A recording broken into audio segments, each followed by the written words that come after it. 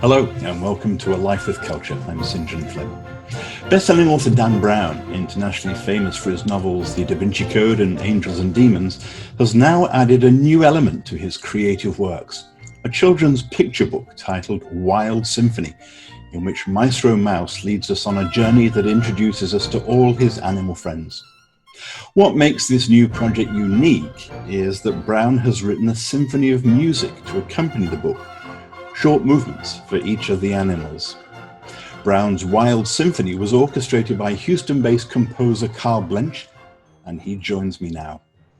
Welcome, Karl. Thank you very much for joining me. Thanks, Sinjit, for having me. This is fantastic. I'm happy to see you.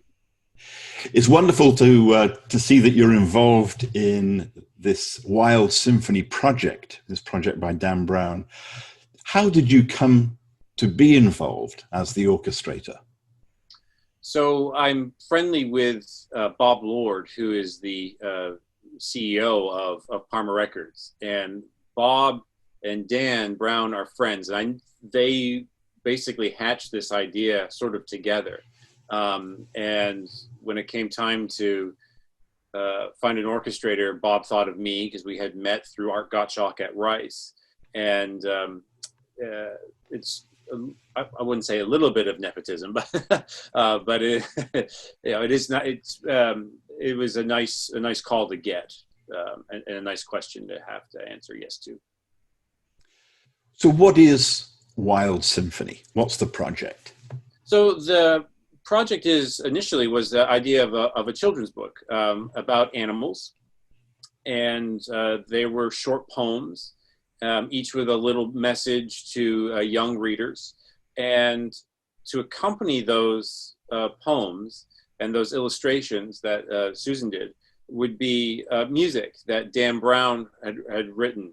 And the cool thing about the book is that you can scan the book with your phone and it will trigger the orchestra recording of that animal. So it's sort of like a multimedia immersive experience. I think it's one of the first ones of its kind quite like this. Because there's an app you can download. Yeah, it's totally free. Yeah, accompanies it. You have access to the music, and it's very cool. Obviously, people know Dan Brown, from his novels like Da Vinci Code and Angels and Demons, etc. But I think people might be surprised that he has this strong musical background as well, doesn't he? Yeah. He grew up in a very musical household. His mother was a musician by training. I believe his brother is a composer as well. He's an accomplished pianist and I've actually heard Dan Brown sing through Parma. He's got a great voice, and obviously he's got a penchant for composing. So he's got quite the background there, musically speaking. So you come in as orchestrator. What does that mean? So for this project, it meant taking the initial. I think it started out with 12 or 15 animals that Dan had written these pieces back in, it must have been the 90s. And really? I think it was an album called Synth Animals. And so that's what they were. They were synthesizer files of pieces to represent animals. So one that comes to mind is like Suzuki elephants. That was one of the original set that I got. And all I was given was the sound files, and saying, okay, we need you to transcribe and then arrange and orchestrate. So my job as an orchestrator was to take those initial things, initial files, and then create versions for orchestra from that. So I got to, and they let me be very adventurous initially in my choices for instruments for some of the animals. We can talk more about that later, but that was it was a fun process to do as well.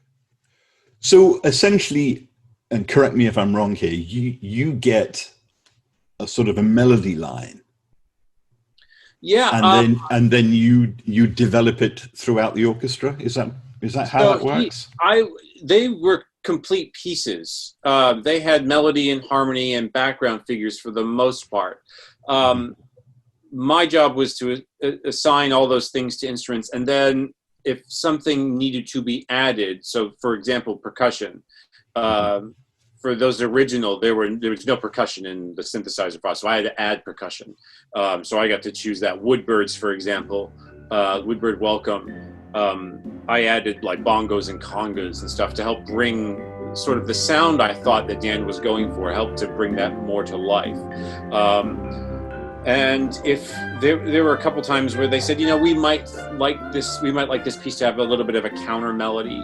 So I might suggest a counter melody, or they might suggest a counter melody. We would sort of meet in between, or Dan might say, well, I really want more of this. And we would sort of figure it out together. So it started out sort of very alone for me, and then became more of a group, almost like group composition in a way, as the project continued on. It sounds like it's sort of an Elton John, Bernie Taupin arrangement where... so it sort of is. It was very collaborative. I know I said it from the beginning, it was, I was doing this, that, and the other, but that's just to get the project started. It took, I think we worked for 2 years on this project, basically, to get it ready. So we did the original, however many, and then Dan added more. So he was adding more, and which was interesting is those later ones were done on sort of like on Logic, which is a program on Mac, sort of like Pro Tools. It's a sound editing software, and that that was nice because that gave me more insight to what Dan was going for orchestrationally. And so that was very cool. But yeah, it was a long collaborative project and a lot of fun. I mean, they were so much fun to work with. There are, I think, 20 animals, if you include Maestro Mouse, who is the tour guide, as it were. Yeah. And it's an unusual collection of animals. I mean, we've got a cheetah, we've got a whale, we've got elephants, we've got a stingray, an ostrich, an armadillo. How did you approach the orchestration for each animal? Did you have an idea in your mind of what that animal represents or what its perception is, and then work from that? Yes, and some of those were really easy and some of them were not. So hippo, for example, that was a very easy image in my mind. Tuba, right? Low-sounding instruments, tuba, contrabassoon, bass trombone, string bass, big instruments. Adding bass drum into that helped.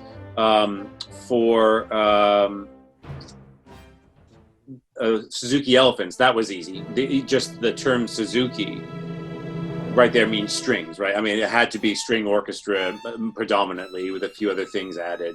I think I remember suggesting we add the trombone elephant calls. I'm a trombone player, and I thought that was always one of the cool things that we could do, and it was really nice to be able to actually write that into the music. And then there were ones that were more tricky. Armadillo was...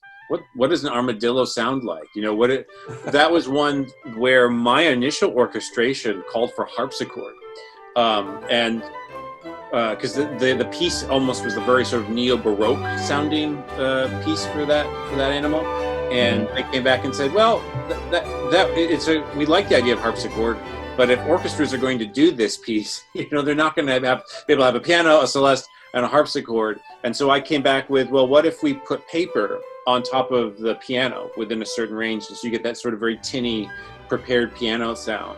And so that was how we came up with that idea, can it be more metallic sounding for that animal. And then stingray, that was one that was the last one I did of the originals, and for that I think I had decided very early on I was going to use just string orchestra and bowed vibraphones and crotales, but I was going to super divide the string section to create the sort of sound I thought Dan was going for. And that was the one I was the most nervous about, because I wasn't sure it was going to work the way I thought it was. But in the end, it ended up being my favorite of the ones that I did. I wonder how you approach, for example, dancing boar. I mean, what does the boar evoke in your mind? Right. So that was one I had to do a couple of times. I had to take a couple of stabs at that one. because I think I missed it the first time through the character. It was a little too light, and that was when I had to add not necessarily new music lines to, but I had to sort of create these sort of bass trombone, lower brass lines to help beef up what was already there. So it was sort of amplifying what was sort of already there. So that was one that took a couple of tries to sort of get right. And it's because low brass and stuff in that sort of register, they're not very light. It's not a very light sounding thing. They're not very dance like. So it's sort of a weird way. It's trying to find this weird equilibrium between heavy brass and dancing strings and woodwinds and percussion. So that was a little bit more tricky. For you as a composer, is it difficult to take somebody else's starting point and develop it rather than having the project entirely be your own from start to finish? Ooh. In a way, I have to say it makes it a little bit easier. The pressure of coming up with some of the musical ideas is off, right? I don't have to worry about writing a melody for a rat, for example. I don't have to worry about that part of it. But what was worrisome was, but I hope that I am doing justice to the music that's there. If we just take, for example, when I talk to people who don't maybe understand what it is I did, I talk about Mussorgsky and Ravel. I talk about pictures at an exhibition. Now, I am certainly not Maurice Ravel, but it's like that. You had a standalone piece, Pictures at an Exhibition for piano by Mussorgsky, and then Ravel created the orchestral version of it. And Ravel was able to bring certain things out from that piano score that maybe are implied within the piano scores. You have to remember piano and orchestra are two very different things. Right. And that's sort of how I approach this idea, is trying to stay true to what I thought Dan wanted to come out musically. And that was tricky, but thankfully that he's alive and around. So if I had questions, I was able to get questions answered. So that helped. Do you find that you and Dan have similar tastes in music? Ooh, I would like to think so. Yes, we have not spoken one-on-one very much, but when we did speak about music, it seemed like he and I had a similar approach to music. So yeah, initially when I got the music for the Wild Symphony, it sounds nothing like any of my music. That's for sure. Like it, in a way, very simple, but simple in a good way. And I even said that to him when I said, there's a wonderful simplicity about the music that I really enjoyed being able to work with. Sometimes as a composer brought up through the academy, you know, I went to New Hampshire and then came down to Rice and did my master's and my doctorate. My style's certainly not academic, but it's easy to get in your own way. I find coming from the academy, and working with Dan's music, you know, was very freeing for me in a way. And of course, that's appropriate for a children's project, right? I mean, yeah, exactly. Yeah, I have this feeling that if I had to write children's music, it would sound sort of like Schoenberg or something. You know, I would, you know, these Schoenbergian type of animals, and certainly Dan's music isn't like that. There's this wonderful sense of popular reference, even maybe folk-like music at times in his compositions that I really enjoyed having a chance to work with, and it lightened me up as a composer. I have to admit, it lightened me up. I mean, the comparisons are obvious in a way. You know, you've got Peter and the Wolf, you know, the right. Young Person's Guide to the Orchestra. It really is a wonderful amalgamation of the poetry, the illustrations, and the music. Absolutely. Absolutely. It's a wonderful, wonderful multi-immersive experience. You know, I'm so happy I got to be part of this project for that reason, you know, to have all those things working together And I think they work together well. At least I hope they do. And you are about to leave for Croatia. Why Croatia? So the Zagreb Festival Orchestra, based in Croatia, obviously, they recorded Wild Symphony. They were recording and reading all the way from the very beginning. And it was my understanding that Dan felt it was only appropriate for them to do the world premiere of the piece. And I think it's fitting. I think it's fitting. They spent all this time and effort, not just recording, they would, recording the final project, but also reading my initial orchestrations. And I would get feedback, so they've been in it from the get-go. And they've been so wonderful. I mean, they sound wonderful. They were able to do everything I asked them to do. And offer suggestions. So it just seems fitting. It has to be them. In your own repertoire, you have some orchestral works already. Yes. Yeah. So this wasn't a new enterprise for you in terms of writing for an orchestra. Right. No, absolutely not. Orchestration, writing for orchestra is, you talk to any composer and they say it's a dream. And it really is a dream. We should be had more opportunities to do it.